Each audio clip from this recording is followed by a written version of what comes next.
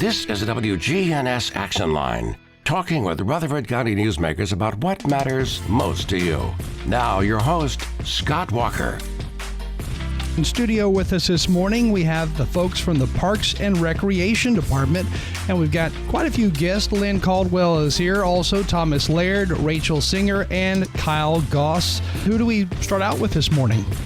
We're going to start off with Kyle talking about our Plunge into Fitness, which is our new event that we have this weekend. Bar was actually talking about that, I guess, yesterday. The Plunge into Fitness. Tell us more about that. Yeah, so it's kind of a twist on the polar bear plunge. Something we've wanted to make a little bigger and a little different. Just kind of highlighting a lot of the wellness-based classes that we have. So water aerobics, Zoom, Tai Chi, I Chi, all those things. We want to kind of showcase those, let everyone come out. It's a free event. And at 11 o'clock, we're all going to jump into the outdoor pool. Kind of like the Polar Bear Plunge, just a new name. Yeah. It's still going to be cold, though. You're going to keep it cold, I guess. Weather permitting. The weather's not going to be super cold. The water will be That's good. when the water will still be cold and the air will be a little warmer, so it's going to have a little more shock value to you. Oh, good. It'll seem colder in there. Yeah. I'm sure you're coming out. Oh, yeah. I You always... haven't been cold plunging? That's a new fad. Nothing beats it. It's fun to get in a cold pool. How cold is the pool? Have you checked the temperature? I haven't checked it today, but it's probably in the low 50s. Yeah, that'll feel a little chilly. A little frigid. Kind of put that in perspective. We usually keep our pools about 83, 84 degrees, and I'll start getting complaints when it hits 82. Yeah, 80 to 50 is a big difference there. How many people do you expect to come out for this? With a little twist on it this year, I'm not too sure. We changed the time. I was kind of hoping with us pushing it back into February to be a little colder. I don't know, the past few years it seems colder in February to me. But we might get, 50, 60, 70. Yeah, can you imagine if you did this like a week and a half ago when it got down to 3 degrees? That'd be awesome. That would have been interesting. I would have loved it. That would have been really cold. Oh, yeah. That would almost be dangerous, I guess. I don't know. One year on the polar bear plunge, the maintenance guys had to break the ice. Yeah, we were out there breaking the ice and kind of dragging it across to clear spots for people to jump, throwing salt on there to help it melt. It was fun. I don't know that I would describe that as fun. So anyway, when people come out for this, they'll be introduced to a lot of different things that are happening within the Parks and Rec and different exercise classes. And again, kind of go over some of those different classes. Yeah, sure. So at 8 a.m. when the doors open, we'll have people at the front. We have the class schedule posted to our website, social media. But we have like a warm-up class. We have a class to help you with your back. We have Zumba, a total body, some Tai Chi, yoga, all sorts of different classes. We have them on in the exercise rooms and water aerobics in the pool. So it's kind of a great opportunity for people if you're interested in any of them. They're just 15-minute segments, correct? So just like 15 minutes, come in, kind of see if it's something you like. You're going to get to meet the instructors. They're going to talk a little bit about it, the benefits, the value of it. So just a great opportunity. So all of that coming up this Saturday starts at 8 a.m. and then the actual jump into the outdoor pools at 11? 11, yep. And then at 10 o'clock we have a 1 mile fun run outside. Then we also have cold yoga going on as well right before it. Now, do you have to sign up in advance for any of this stuff? Just show up. Everyone can just show come up. out that day. It's a free event. Lots of fun. Are you going to come run? Running and that at 10. It's 1 mile. Cold water jumping are both my things, so I'm sure I'll be there. Nate's going to run, I think. Well, good. And plunge. Good. Run and plunge. Didn't you run, then you plunge, right? Because it's the run first at 10. And then, okay. Easy enough to remember. All right, so what else is happening within the parks? Valentine's Day is coming up in February, so the Sweetheart Dance at St. Clair Senior Center. Those dances are always a big hit, lively music. Nate shows up and his dance card's full. Oh, wow. $5 per person, and they can contact St. Clair Senior Center or go to our website. Lynn's got a new series starting on Facebook. Yeah, that's something else we've started with St. Clair. If you follow them on their Facebook page, we're kind of just doing a profile of the different members. There's just so many incredible stories of the people that go there. So I'm starting to just do some interviews with them and then post those, and the people have been really excited about that. We've had a lot of engagement and a lot of excitement around that. With all the healthcare available today and all the different medications out there, I mean, people are living a lot longer and they're acting a lot younger too. Yes, it is a happening place. So there's always something going on, and that's something we want to encourage people just to kind of stop by. You can go anytime and just go in and tell them you want to take a tour, and they'll give you all the information about it.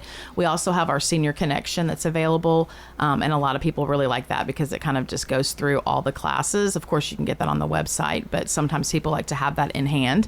But it goes through all the different classes, the travel things that are coming up, and so forth. So, and what what types of travel things do happen within St. Clair and all the folks who go there? They have so many different travel opportunities. There's a lot of local trips. They do a lot of day trips where you can sign up. So maybe, going to Cookeville or Knoxville or Nashville. They do a lot of Nashville day trips, but then they also do some regional in country trips, and then they also do some international ones as well, and those fill up fast. But you can go. They have information nights and so forth, and get a little more information on that and all the details. Yeah, I didn't know they did international trips yes, too. They do. That's cool. Yeah, it's really neat. I can't remember where the next one is, but they have partner with we partner with travel company that works with us, and they do a really good job of taking care of our seniors. And they've been to Germany and England and that sounds cool. a And big part of Europe. I'm sure it's a lot cheaper to go with a big group too, so that probably helps out a lot. They do, and then a lot of we've talked to a lot of the different people that go, and they talk a lot about just the community you build and just the friendships. And I talked to a couple ladies not too long ago that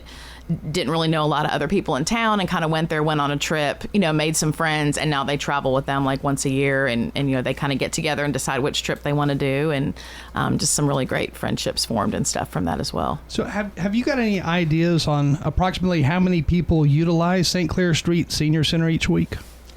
I think the count's up in terms of visits is roughly about 2,500 visits. Wow. A week, so it's always full. It's always full. That's multiple users. We have some that are there every day, and then some that come, once a week for classes and different reasons. But it's frequented a lot. Yeah, I was reading an article recently, and it talked about how most cities across the U.S. are going to see a huge increase in numbers for those who are 55 plus. I think it said starting either this year or next year. So we're going to really grow those numbers. Yeah. Right. That's happening at the St. Clair Street Senior Center, the Sweetheart Dance coming up. And again, that's $5 a person. And then your new Facebook series, that's going to start next month. And people can learn more about the St. Clair Street Senior Center, I guess, online or by calling or stopping by. Now, there's also a daddy-daughter dance coming up. Where is that going to be? That is being held at Patterson, of course, the day after Valentine's Day. But that's a great opportunity for fathers to take their daughters if school or, the traditional daddy-daughter dance that may not happen at their school or have an opportunity. There's still space left. It's a very popular event. We have our youth engagement division kind of hosts that, so that helps a lot of our kids in our after-school programs be able to come to the daddy-daughter dance. And it's just a great opportunity for any man in a child's life to be able to take the daughter to. Do schools still do those dances? I haven't seen a lot of information I don't think about as them. much. Maybe Girl Scouts do. I think some of them have that. So that's what we hear. A lot of people really like this chance to kind of come out and have that sweet experience. It's $20 a person, but you get food. Everything's decorated nice. There's photo opportunities, and of course there's music. And from all the pictures we see, like everybody's dancing. So if you've got a little girl that likes to dance, get out there and do your dance moves and enjoy.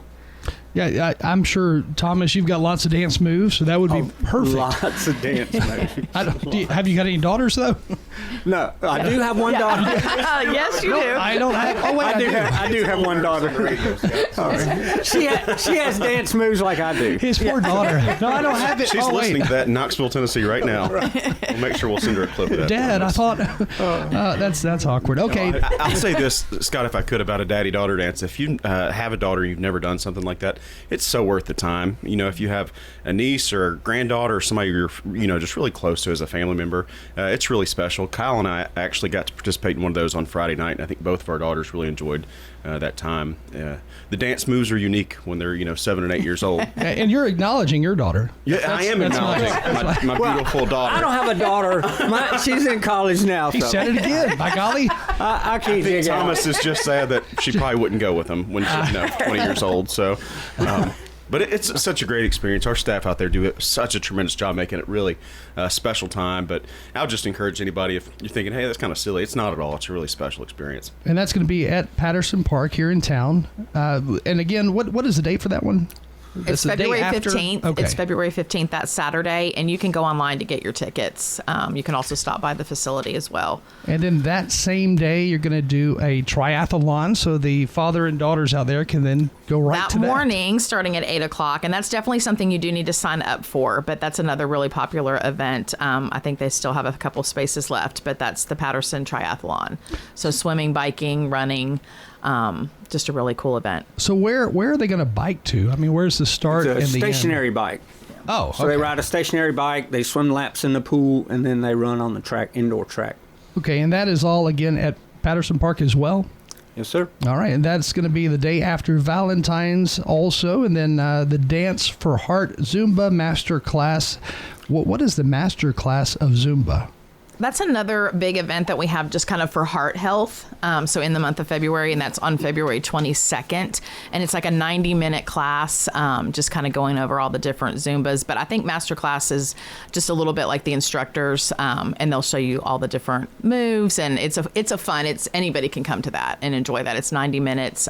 They usually have some vendors and things like that, and information about heart health. And they ask you to wear red, and it's just a really fun day. Now, how would you describe Zumba for somebody who's never actually taken it before? A high-impact dance-type class.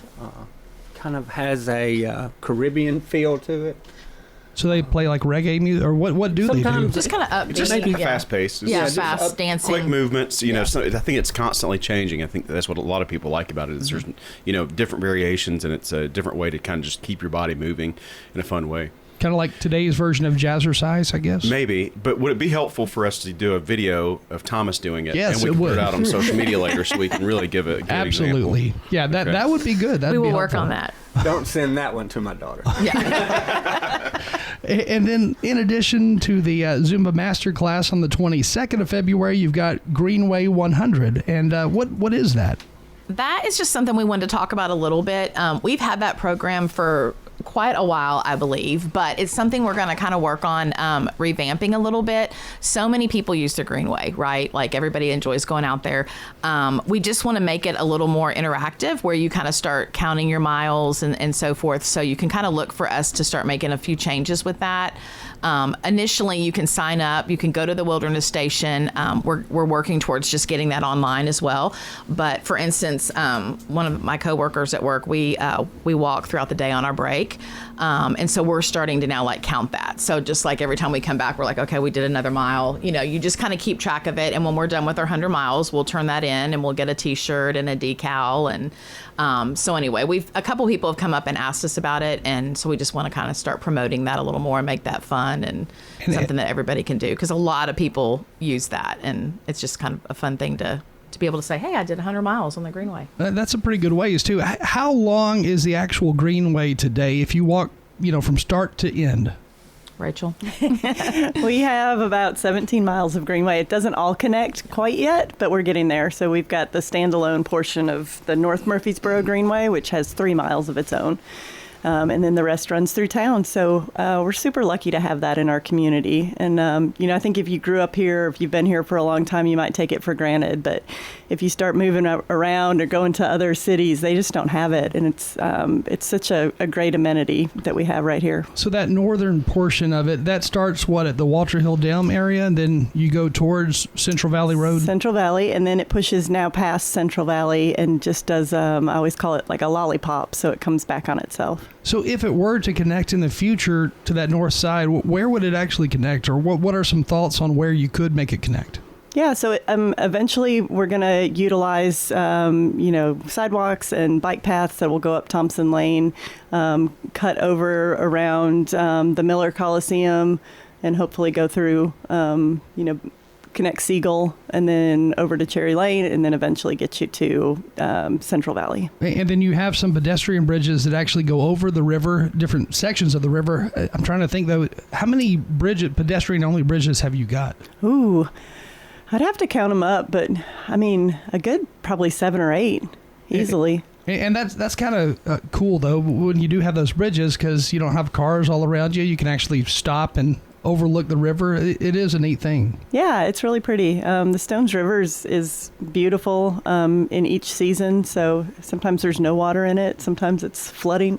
It's pretty low in some areas right now. Every season brings something else to it. So a great wildlife corridor. So we're just right in the middle of town. So if you wanted to walk the whole greenway, or at least the section that's the longest section, where would you actually start if you wanted to go from front to end? Yeah, you could start. It makes the most sense to either start at Barfield or Thompson Lane. Those are the two kind of terminus points if you're not counting the North Murfreesboro Greenway. Now that whole area that does connect, going from Thompson Lane to Barfield Park, right? It does. Okay. Yeah. So that is a pretty long. I don't know how many miles is that alone. That's about 15 miles if you do all of the spurs. So we've got the Lytle Creek spur in there that will go to Cannonsburg, and then we've got the Gateway Island Trail. So you'd have to do all of those to get that mileage. But yeah, you could do it continuously. We recently, Scott, got a federal grant to connect right behind Dodge's, that area. We're trying to really put a focus on that, on cleaning that area up, opening it up just a little bit. Doing some really fun, unique stuff with our natural resources team, partnering with others. But we're going to connect Lytle to that section of Greenway with another bridge. So we're trying to really make that connection, for future growth downtown, Lytle Street, and how that connectivity can really work. And I think when we open it up, it's inherently, just a better space. And that entire area is really going to change a lot once you have that opening or daylighting of Town Creek too. We're trying to get ahead of that and look and see how that could affect, what we can do to mimic what's going to happen right down Broad Street. And how is all that coming along anyway? Because I know you can look out the back window. There's no buildings there anymore, right there along Broad, so it has already changed. Yeah, it's coming along. I know they've bid the project and things are really progressing. That's not a parks project, so I'm not intimately involved with it, but I know our development services team is working really hard to make that happen. I think that's something that everybody knows has been really looked forward to, and I think, once that happens, it's going to change that face of downtown Murfreesboro, and I think exposing just more green space. Something I'm proud of that we do as a city, when it comes to our staff level and recommendations to council, is just preserving green space. So we're growing so rapidly, an area like that to have open water, green space, park-like amenities, it's just going to be valuable for generations to come in Murfreesboro. So now, once all of that is complete, will it then fall under the Parks Department? Because it is going to be a park setting. Yeah, it's going to be really unique, and it'll probably be a partnership of Parks and then Public Works. We're looking right now at the best way to maintain that and how it's going to function. But, right now with the city of Murfreesboro, it's just a great time to be working here. That's working, between departments. We're all on the same page, working in the same direction. And, it'll be just kind of a conglomerate of all of us taking care of it. Now, I know a lot of people talked about the idea of having some type of amphitheater near or next to Cannonsburg in downtown. Is that something that is still being talked about or thought of? We're constantly evaluating what could happen downtown. There are some properties at play when it comes to, this project in the future that we're looking at different options. I will say we've got 4 projects going to council this Thursday night that really are exciting. One of those is Veterans Park. People have been waiting for some time. We ended up bidding that. It came back well under budget, so we were really pleased with that. But that's going to have an event space, so that's the type of thing on Veterans Park where we can, rent that out, do concerts. We can do concerts ourselves, host different types of events, and we're really excited about that. Do you mind if I tell you the other 3 projects that are going to council real quick? Please don't. No, I'm kidding. Duly noted, Scott. Duly noted. Let's hear about them, Nate. So, no, we're really excited. Again, these aren't approved yet. These are just going. There's been a lot of work happening behind the scenes to get these projects going, and it seems sometimes like they get kind of just stuck in the mud moving, but there's so much detail to how we get these projects scoped, bid out, and then get back and then a notice to proceed after approval by council. But we're replacing the small playground at Siegel Soccer Complex. That's been there since 2005, and we're going to put a new play feature I think people are going to be really excited about. It's more of a singular play feature that's for climbing. Old Fort Park, the ball field that we have at the front of the park, I'm sure you've seen it your whole life. You got kind of some leaning light poles, a field that's not in great shape, old fencing that's been there since the 70s. So we're replacing all of that with a new field. If approved by council, we're proposing to replace it. We got our bids to come back on that. We're also going to correct some stormwater issues that we have. If anybody's ever been there after a rain event, you can tell, that water just kind of stays. So The parking lot gets kind of wet. Good opportunity to do that. We're working with our water resources team, stormwater group, to make that happen. So that's going. Patterson Park Community Center. We've been working for a long time, master planning how we can improve the outside space. So we're about to redo all the parking. The parking is in just pretty rough shape right now. So we're going to expand parking to have more. We can accommodate bigger things. And then also add a playground and then a splash pad in front of the facility, really kind of between Bradley Academy and Patterson Park.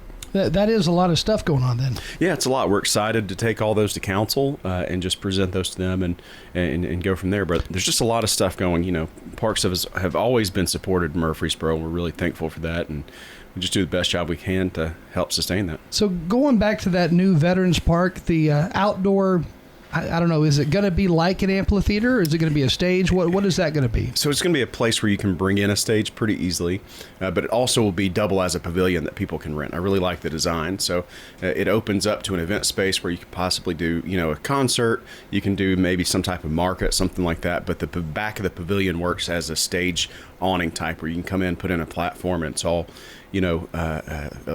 ready for the electrical requirements of bands and stuff like that. I know the city council was talking about the idea of building a school on that same property for Veterans Park. Is that still being considered? Yeah, we've got 153 acres out there, and what we've done with the planning is really kind of focus the heart of the park, kind of to one side, and there's a huge trail network that goes all the way around. That's like the Greenway, one of our most popular things that we can provide. But we do have some open space, and I won't say school, I won't say anything. It's just for future development. We don't know what that need might be. It could be a fire station, library, police, precinct, a school. We just have a space that we're preserving right now, but we're really happy with the amount of dedicated park space that we have. The green space, got some multi-use, kind of flat areas that we could use for sports fields if we needed to in a pinch. Active court space, and our destination playground is something that I think everybody's going to be very, very excited about. It's something that is unique to anything that we have in Murfreesboro, and we're pretty pumped about it. So will this be the biggest playground, most extensive playground in town once it's built? It will have been the most expensive playground we would have had by 2 times probably. So a big, nice playground there at Veterans Park. But now, what is the approximate date for actually getting all this off the ground? Yeah, so we're expecting, there's work after, if approved by council. I think our council is very excited to see that project happen. So we'll take that to council. If we proceed with a contract, there's some work that has to go on. It'll take about a month to get a notice to proceed to happen. And from there, we're expecting an 11 to 12 month construction period. Of course, there's a lot of grading with it, so weather's key. Whenever you have such a large site and you're moving a lot of dirt, it's hard to catch up from rain days on that. So we're expecting 11 to 12 month construction period on it, and get it open as soon as we can if approved. Man, there's a lot that goes into building, designing a new park, from taking plans to the city council. They approve it, then there's just a lot that goes on there.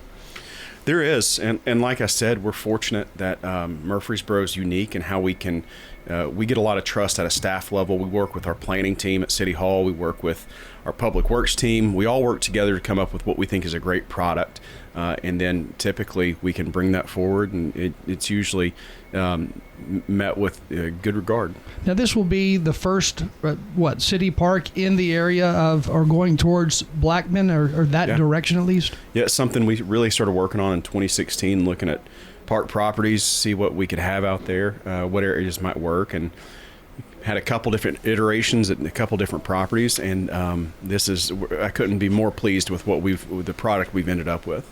And it was interesting because originally this was not going to be the land for City of Murfreesboro's park, because it was owned by Middle Tennessee Electric at first. Yeah, we had a different piece of property off of 840, and Middle Tennessee Electric had this for a corporate headquarters spot, and there were some discussions had, and everybody started thinking, hey, maybe our properties are opposite of what the intended use might be best for.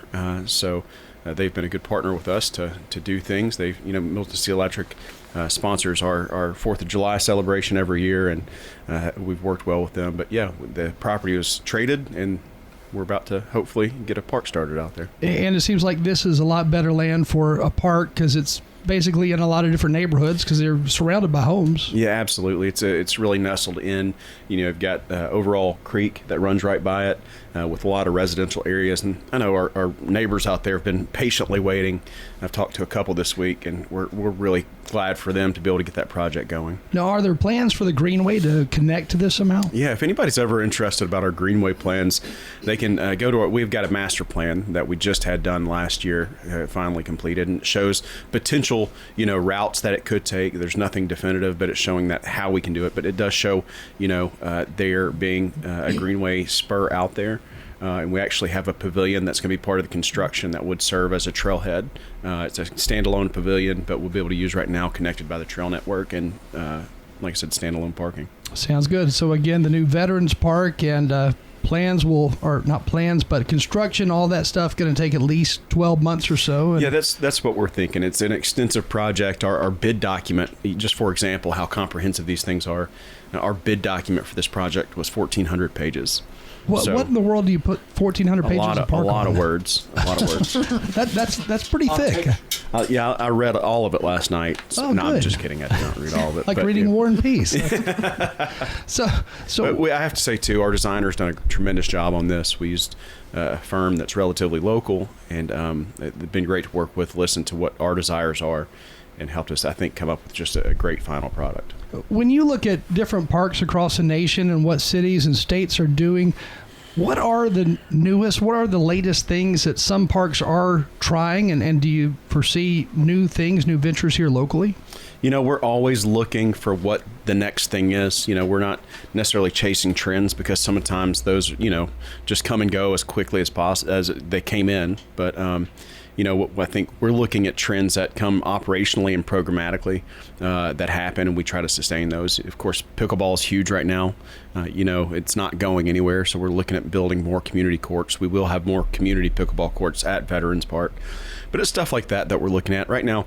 Our main focus that we, when it comes to development and just our park system, we want to preserve space. We don't want to just build everything. We don't want to build a park that has just a hodgepodge of everything. You have baseball, soccer, trail. You don't want to do everything you have in one park. You want to be more methodical about that. And then also the park out there where it used to be General Electric, and it's actually where the Battle of Stones River, part of that battle took place. How is all of that coming along? Because I know the city took that over, a couple of years ago? A couple of years ago, yeah. We worked with the American Battlefield Trust, and it was really a unique setup. That's an organization that takes significant historic property that was significant to the Civil War, and they want to make sure they preserve that so it's not developed.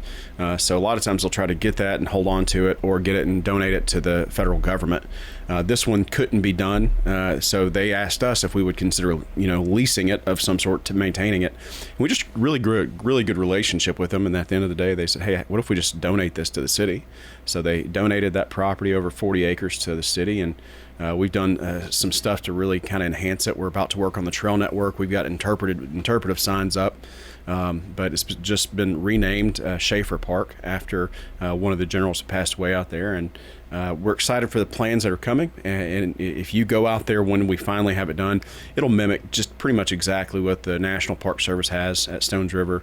You won't be able to tell the difference, but they're a great partner for us to be able to work with on a project like this. And that is on Broad Street, just down from International Paper and all those businesses there. Yeah, and it's one of those things. We just replaced all the old chain link fencing with that split rail, that snake style fencing, and just something like that, to spruce that up. It just looks so much better as it serves as kind of a corridor from 840 coming into Murfreesboro. Now, historically speaking, was that area where the entrance to the drive-in movie theater once was? Because there was a drive-in. I should be asking you that question, Scott. Yeah, because I'm 100 years old. No, but I don't know.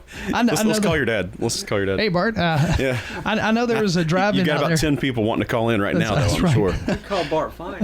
He probably remembers. Yeah, because I don't remember what year I was told it closed, but I think it closed around the 1960s or 70s or so. But yeah, anyway, so there used to be a drive-in out there somewhere. Anyway, so we can move on from there. What else is happening within the parks, and what else is coming up? One of the other things we wanted to just let everyone know is we are bringing back Lunch on the Plaza, which was something really fun. We started last spring. We're doing it a little bit different. It's going to run March through October, and it's going to be the third Friday of every month, and that's on Civic Plaza, so in front of City Hall, and we just bring in a bunch of our favorite food trucks and music and tables, and just a great like Friday afternoon kind of thing for people to come out, grab lunch, spend some time with friends, and just relax for a little bit before you get back to your workday. So that's coming up in a little over 30 days or so from now, March through October, Okay. third Friday. And I know, how many years have y'all done that now? We just started it last year. Oh, so okay. this Last is just year. our second year starting it. Yeah.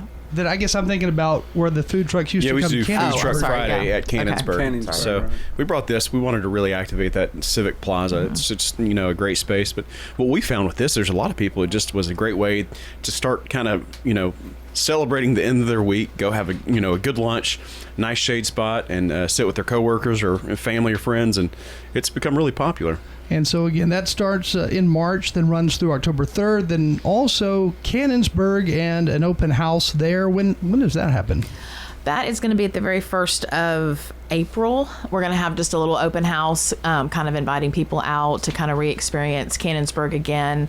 Probably have some question answer time and just kind of walk around the village and so forth. And then of course we have Pioneer Day, which is April 26th, that Saturday. So that's kind of one of their big spring events. Now, I know people were worried that Cannonsburg was going to close. People were worried about the future of Cannonsburg, but that was all just a bunch of myths going around, and whatever became of all that talk. I think that was all a lot of nothing. We're always looking and evaluating. Cannonsburg's been there since 1976, so we took some time to evaluate the buildings to see, where we are, with those buildings, the shape that they're in, and we're excited to start doing some work on them. We're about to do some work on the museum that's been closed to the public for some time because of structural and roof issues. So there's not a baseball field that's going to go out there. That was not something, recently has been advocated for, and that's something that we were never in discussion with anybody about. So next year, I guess, next year, Cannonsburg will turn 50. Are there any big celebrations being planned? Yes, we have a lot of things in the work. We're really excited about that. Well, there you have it. And Yep. Cannonsburg will be here to stay. So there. Cannonsburg's here to stay. That's right. So as we close this morning, are there, I don't know, Well, is there we got- anything we left off that? We got youth basketball going on, so people want to go out and watch. Most of our city schools and all of our community centers have basketball going on Saturdays. And then the Miracle League is doing registration now. Anyone with a son or daughter or adult or youth with special needs that wants to get involved. And I know it's baseball, but it's really a good opportunity for them to make friends, and it's just an amazing community. So Miracle League, that is something that people can also volunteer to help out with, the Miracle Field? Right. Usually we have our baseball, softball teams from our high schools that come out work with the kids, and then we have a lot of our first responders and our firefighters and police officers. But if individuals want to come out and work, we have several volunteers as well. I think we have a dugout mom position open this year, so we have several volunteer positions. And then the location of the Miracle Field, it's right there in front of SportsCom for anybody who's not been there before, I guess. Yes, it's right in front of SportsCom where the 15-year-old temporary field used to be. That would have been, a long time ago, I guess, right? Remember, we had temporary fields, I guess, in the early 2000s. They put two fields, said these are temporary, we're going to build some more ball fields, and they built Barfield Park, but the temporary field stayed until we built the Miracle Field. And then if anybody wants to learn, any of the information we talked about, if they want to learn more about the parks, they just can do so online. Yep, murfreesboroparks.com. Check out our things to do calendar. We've got lots of spotlights up. And then, of course, follow us on social media because we're always posting what's going on and keep everybody involved. Scott, if I could add one more thing.